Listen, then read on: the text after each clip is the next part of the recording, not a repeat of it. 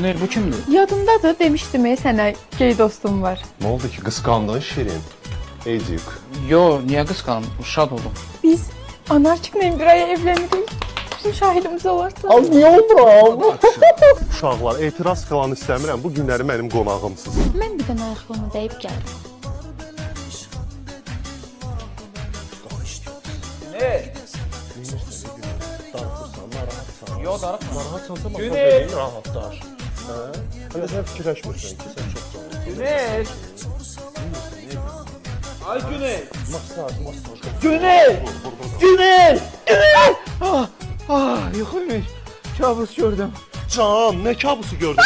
Nə qaradır bəxti yazıb yazanda Allahım mənə Arə buldular belə işğal Bu kimdir? Yadımdadır, demişdim sənə gay dostum var. Ne oldu ki kıskandın Şirin? Ezik. Yo, niye kıskanım? Şad oldum. Biz anarşiklə bir aya evlənirik. Bizim şahidimiz olarsa. Az niye olmuram? Uşaqlar, etiraz falan istəmirəm. Bu günləri mənim qonağımsınız. Mən bir dənə ayaqlarını dəyib gəldim. Ne? Darıxırsan, narahatsan. Yo, darıxma. Narahatsansa bax, Günel. beyin rahatlar. Hə? Sən fikirləşmirsən ki, sən çox canlısın. Güney! Ay Güney! Masaj. Güney! Güney! Güney! Yıkılmış.